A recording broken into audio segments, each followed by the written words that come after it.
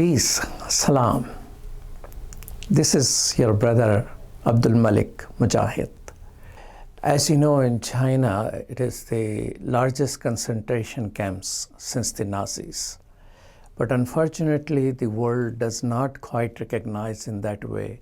And that's why it is critical that thoughtful people of faith who believe in humanity are speaking up and inviting people to talk about it. This is a satellite image. The flag is painted on it. Initially, China said there are no camps. And when scholars discover satellite images after satellite images of these camps, and then they found in the Chinese newspapers announcement for hiring more construction worker and expansions and budgets, and based on their document, when everything was proven, then Chinese came, well, we have re-education camps and we are training people. Training people? Vice Chancellor and the President of the university and medical school faculty are there. Almost all the intellectuals are there. So re-education is a term which is being abused. Essentially, these are the concentration camps of the modern century. And they are in Xinjiang province of China. Xinjiang calls it Autonomous Xinjiang region. Xinjiang literally means new colony. And that is true guilt feeling for China, because it used to be a country called Eastern Turkestan. Chinese Han are different people ethnically than these people who are closer to Turkic people. Their script is Arabic. They are closer to Baghdad than they are closer to Beijing. Uighur people, but there are other ethnic Turkic minorities who are all subject to these things. And now they're allowing some BBC and CNN in a very guided and controlled manner. So this is an image came out of one of the re-education camp. As you can see, the barbed wire and everything connected with it. What type of education will require so much protection of these people, including watch guards and all of that. So practicing religion is essentially forbidden. In China at this moment, they cannot say salam, as I start by saying salam to you.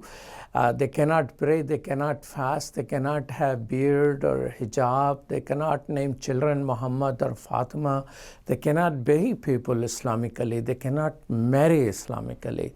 Even Quran, they go and take it out. This image is not released by any Western media, as China accuses of propaganda. These images, as you can see, barbed wire on the right side and the building on the left side, was being circulated in the Chinese media. And they have been circulating these images quite a bit. But once the world started realizing and collecting and downloading, they started the deleting business and clearing their websites. And as you can see, soldiers in between in black dresses standing. This is another picture they were circulating, and why their heads are shaved? Because they are tortured. And one former prisoner of concentration camp told me herself how she was shaved and how it happened. The arrow is going to a scholar, Arkan Siddiq. He's a staff of NASA, working in Southern California. He visited that area a couple of years ago. And these are all the students in Xinjiang area who gathered to hear him. He gave me this photo and told me each one of these persons in this photo is in the concentration camp, because he was in touch with them earlier. This is Aydin. Aydin is our staff at Sound Vision. She works with us. She's an ethnic Uighur. 93 of her relatives are missing in a concentration camp. Almost half of them father's relative, half of them her mother's relative. So it's a widespread, tremendous amount of documentation is available. And when adults are taken to the concentration camp, children are taken away. This is orphanage. One Chinese Uighur scholar estimates that 500,000 children have been taken away to Chinese orphanage, and this is one of those. See multiple layers of barbed wire and gates, and this is orphanage, which looks like a concentration camp in itself. They're being raised as communist, away from their culture, away from their faith. So there is a plan to destroy them. Mostly men, but women are also taken to concentration camp. Children are taken to orphanage, and women who are at home, I'll tell you about them in a minute. This is another image of the orphanage which was taken, and see the barbed wire and the children and a soldier with them. This is Mehergul Tursun. She is the only survivor of the concentration camps who is in the United States. She was studying abroad. She has triplet, and those triplet became citizen of that country. And since she was first-time mother, a 23-year-old, so her mother in Xinjiang, China, said, why don't you come and I will take care of your children, help you taking care of your triplets. When she arrived, she was detained, arrested, and taken to the concentration camp. All 3 children were taken away.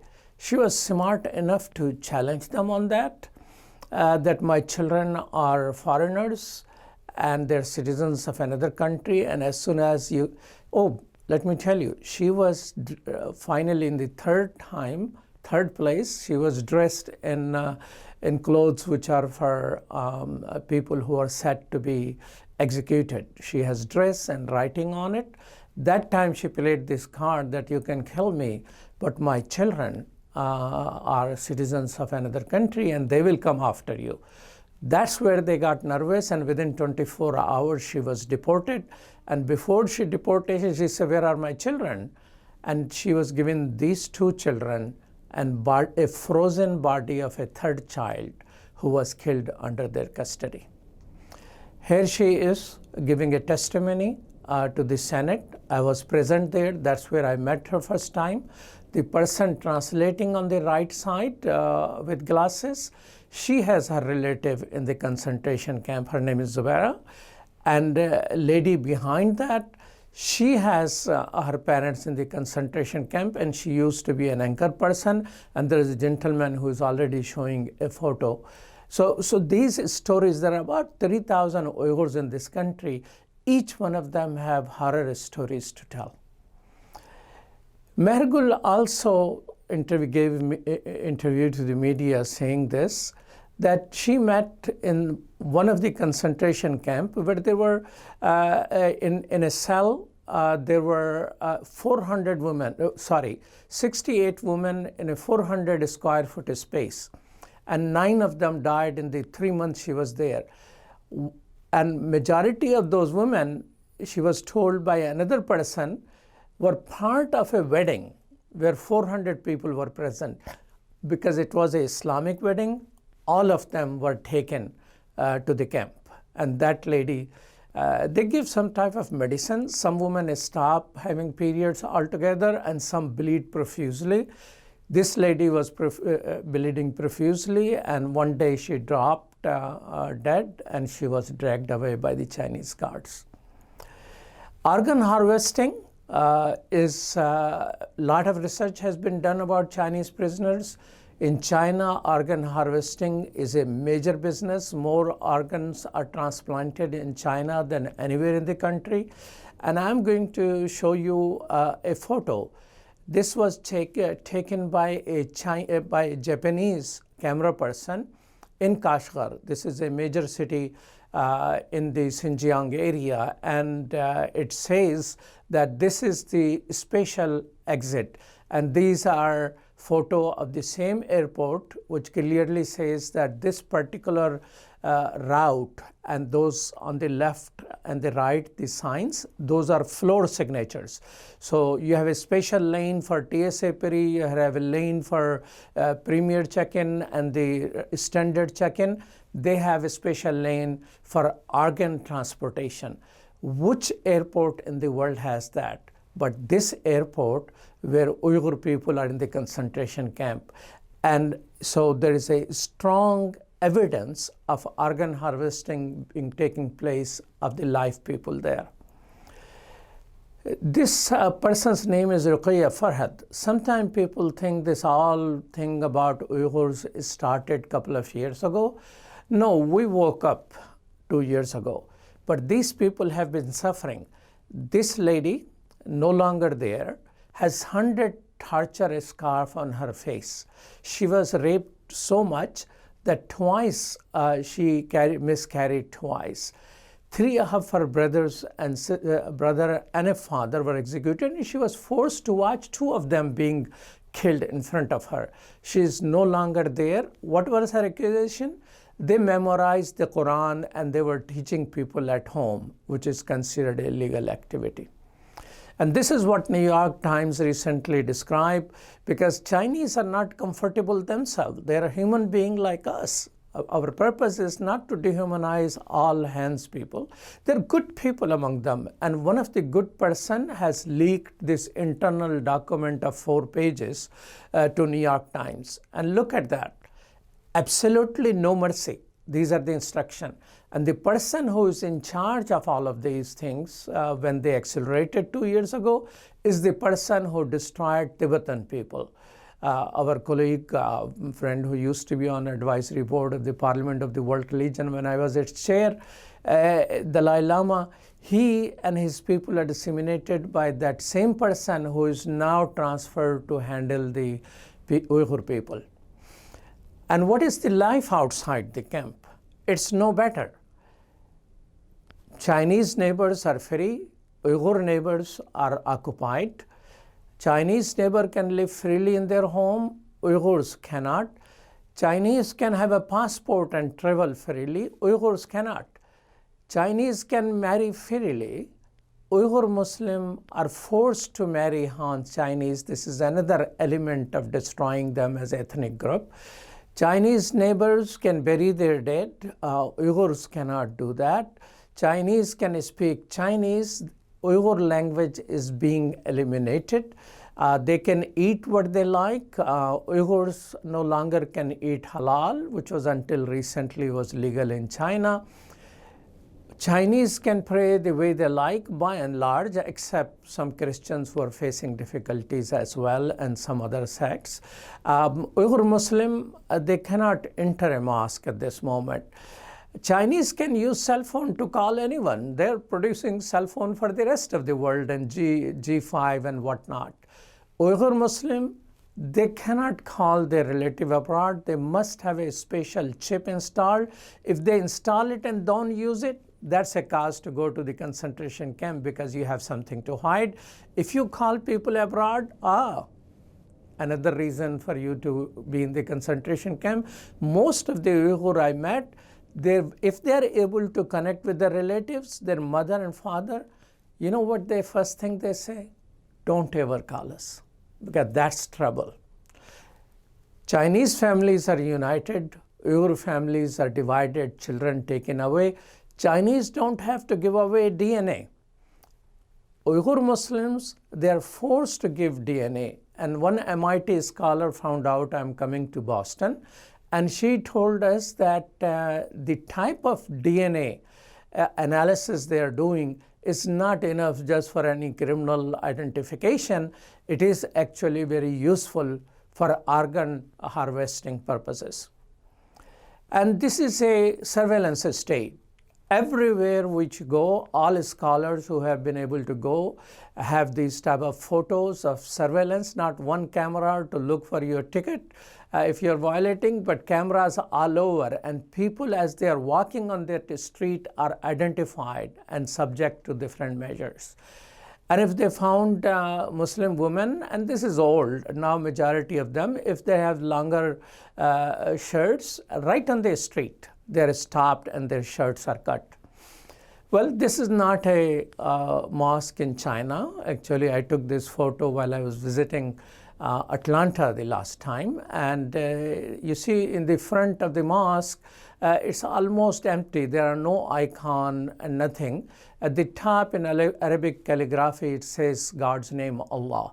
That is not even required. So Muslim, when they pray, there is nothing in front of them because they avoid icon worship.